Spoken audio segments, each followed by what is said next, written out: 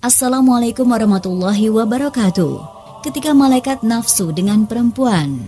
Malaikat adalah makhluk mulia, dia diciptakan dari cahaya, tidak punya nafsu durjana, pekerjaannya selalu taat kepada Allah. Tetapi bagaimana bisa ada malaikat yang tergoda oleh perempuan?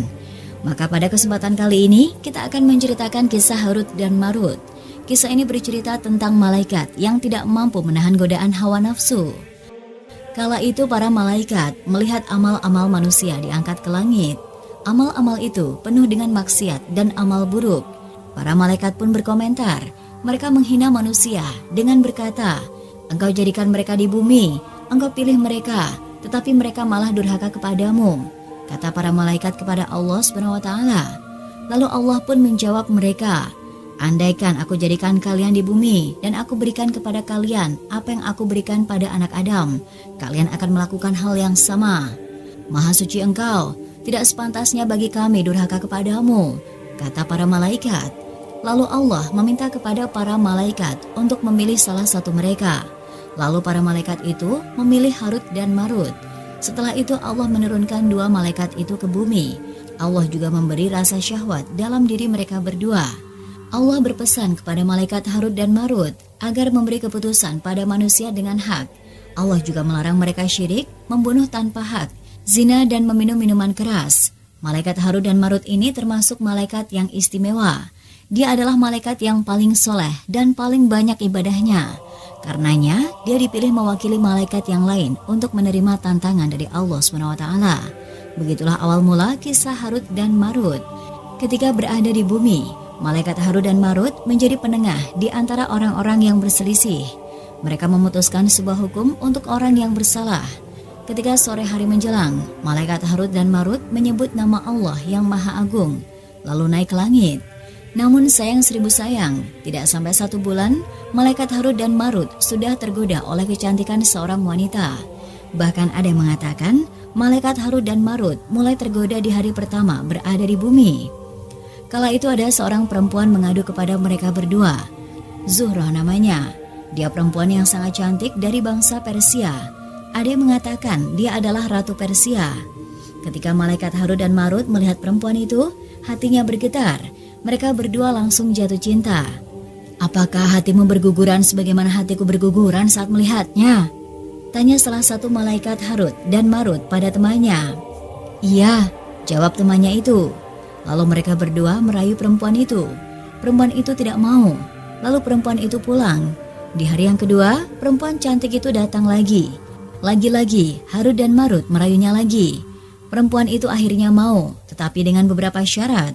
Perempuan itu berkata, "Kalian harus menyembah berhala ini. Kalian harus membunuh orang, dan kalian harus meminum minuman keras." "Kami tidak akan melakukannya. Allah telah melarang kami untuk melakukan 3 hal tersebut," kata malaikat Harut dan Marut. Di hari yang ketiga, perempuan itu datang lagi. Dia membawa segelas minuman keras. Lagi-lagi Harut dan Marut terguncang hatinya. Mereka benar-benar dibuat mabuk kepayang olehnya. Malaikat Harut dan Marut pun merayu perempuan itu. Perempuan itu tetap tidak mau, kecuali Harut dan Marut melakukan 3 syarat yang telah perempuan itu sebutkan. Lalu Harut dan Marut pun bergumam di dalam hati, menyembah kepada selain Allah adalah dosa besar. Membunuh orang juga dosa besar. Dosa yang paling ringan adalah minum minuman keras. Lalu Harut dan Marut meminum minuman keras itu. Mereka pun mabuk, tidak sadarkan diri. Dikala tidak sadarkan diri itu, Harut dan Marut berzina dengan perempuan itu. Kemudian ada orang melihat kelakuan keji mereka. Harut dan Marut membunuh orang itu karena mereka takut beritanya tersebar kemana-mana. Ada yang mengatakan Harut dan Marut juga menyembah pada berhala yang ditunjuk si perempuan tersebut.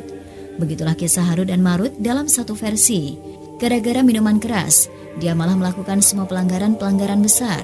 Perempuan itu mengandungkan suaminya, lalu Harut dan Marut jatuh cinta kepadanya. Maklumlah, wanita itu memang begitu cantik. "Apakah hatimu mencintai seperti hatiku mencintainya?"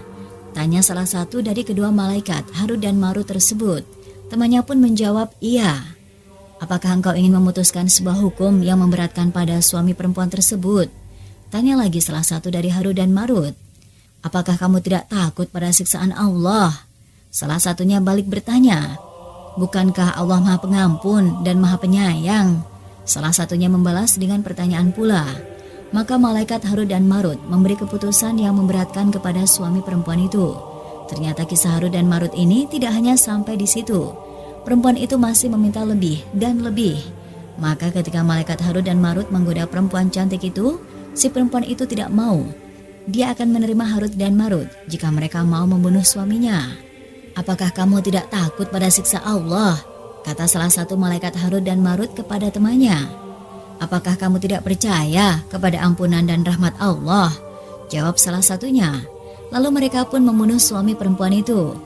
Tapi cerita Harut dan Marut masih berlanjut. Pada akhirnya si perempuan meminta kepada Harut dan Marut untuk menyembah berhala bersama perempuan itu. Harut dan Marut pun menyembah berhala karena cinta telah membutakan nurani mereka. Konon, kemudian perempuan itu dikutuk menjadi bara api. Kisah Harut dan Marut berikutnya, mereka mendapatkan siksa dari Allah. Kala itu hari sudah sore, malaikat Harut dan Marut ingin naik ke langit. Mereka menyebut nama Allah, lalu ingin terbang, tetapi tidak bisa, sayap mereka tak mampu membawa tubuh mereka. Malaikat Harut dan Marut pun menyadari dosa yang telah mereka perbuat. Lalu malaikat Harut dan Marut menemui Nabi Idris. Mereka meminta tolong pada Rasul setelah Nabi Adam itu.